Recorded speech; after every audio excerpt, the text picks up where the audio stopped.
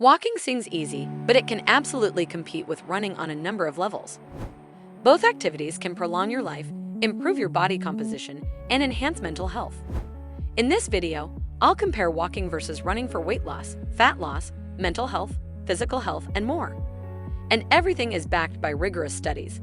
But before we begin, like this video and subscribe to this channel. Walking versus running for weight loss. Both walking and running can promote weight loss. However, you should consider these factors. Caloric burn. Running generally burns more calories than walking due to its higher intensity. According to HealthLink, quote, someone who's 160 pounds, running at 5 miles per hour burns 606 calories. Walking briskly for the same amount of time at 3.5 miles per hour burns just 314 calories. HealthLine infers that, quote, you need to burn approximately 3,500 calories to lose 1 pound. If your goal is to lose weight, running is a better choice than walking. Besides, a study published in the Journal of Strength and Conditioning Research shows that runners continue to burn more calories than walkers even after their workout.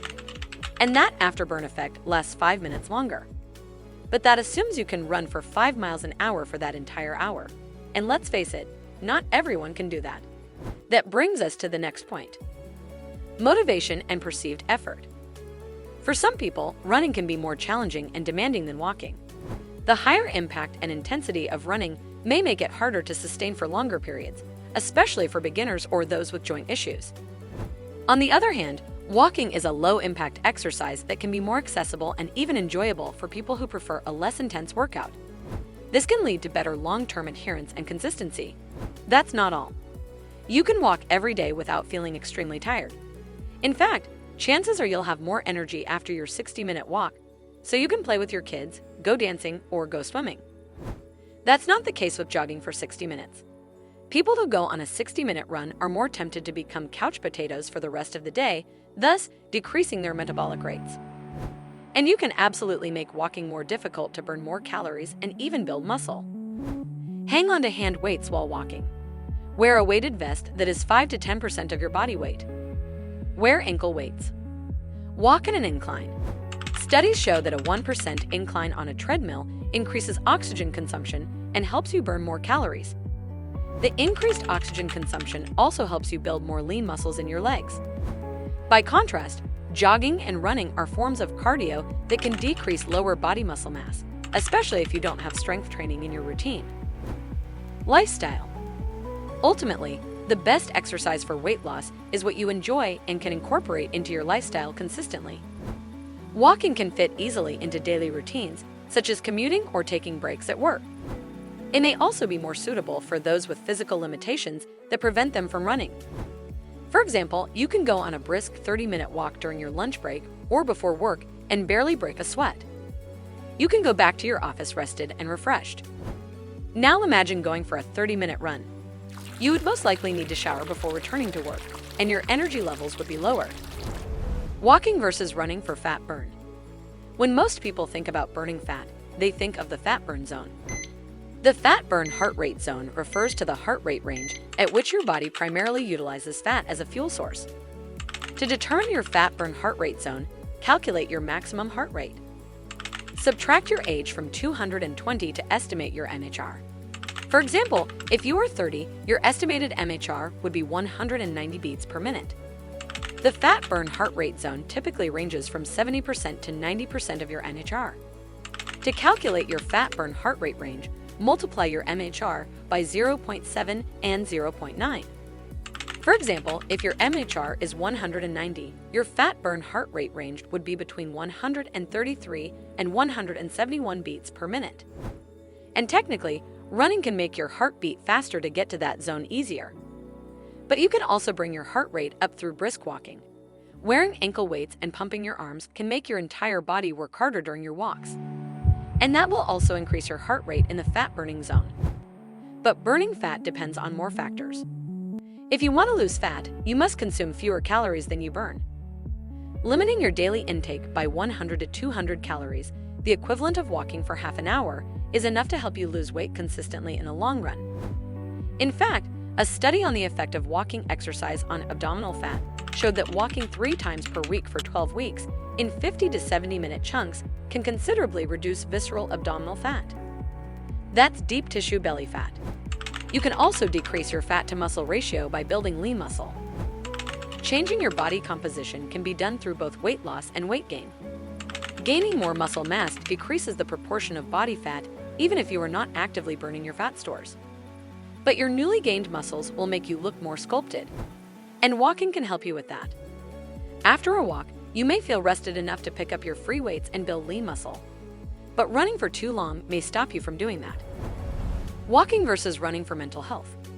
A 2015 study on almost 2,000 women with depressive symptoms found that total physical activity and walking levels were associated with a higher health-related quality of life. The study authors note that sufficient physical activity or walking can significantly improve health-related quality of life in people with depressive symptoms. Other studies attest that walking can reduce anxiety and depression, improving self-esteem. The two main reasons are increasing blood flow to the brain and influencing the hypothalamic pituitary adrenal axis so that we can respond better to stress. Running shows similar benefits. Running can decrease symptoms of depression, which is why many therapists include outdoor jogs in treating mild to moderate cases of depression. And a 10-minute jogging session on the treadmill is shown to produce considerable mood improvements. It's no wonder that runners have overall lower stress levels than non-runners, according to multiple reviews. I'll include this research in the video description below so you can analyze it further. Walking versus running for physical health.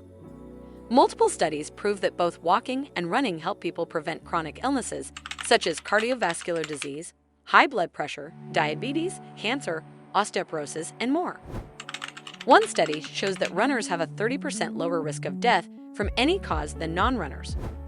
Regarding heart disease specifically, runners' risk of death is 45% lower. But becoming a runner isn't the only way to reap those benefits. A study in the British Journal of Sports Medicine, quoted by The Guardian, shows that just 11 minutes of walking per day can prevent 10% of premature deaths worldwide. Walking versus running for joint health. Walking and running are weight-bearing exercises that strengthen your bones. Conversely, running is a higher impact activity likelier to produce shin or knee splints. Walking is lower intensity, so it's better for people with arthritis, knee pain, or osteoporosis. To minimize the impact of running on your joints, choose solid, cushiony jogging shoes. You should also avoid running on asphalt as much as you can. Grass or treadmills can be much better on your joints. And yes, the science backs this up. Studies show that runners' knees do become stronger with time. The problem is that people with pre-existing joint pain or bone damage may not be able to run in the first place. But if you're otherwise healthy and your doctor gives you the go-ahead, you can absolutely run safely. Do you have to choose walking or running? Walking and running can do wonders for your physical and mental health. These activities can prolong your life, decrease the risk of chronic disease, help you manage stress better, and have a better mood. And while running is technically the best fat and calorie-burning option, walking can be the more feasible alternative in terms of consistency. And that will help you stick to it for longer. However, you absolutely can combine walking and running. For example, you can go jogging twice a week, strength train another 2 times per week, and walk as much as possible the remaining time. If you have a treadmill, you can use it for incline walks that strength train your lower body. Grab a couple of dumbbells and do bicep curls, tricep extensions, and other upper body resistance training right while you're walking. Pro tip: remember to set your treadmill at a low speed if you're using weights during your walks. That said, what are your thoughts on running versus walking? Do you like jogging or do you prefer walking? Let's talk in the comments.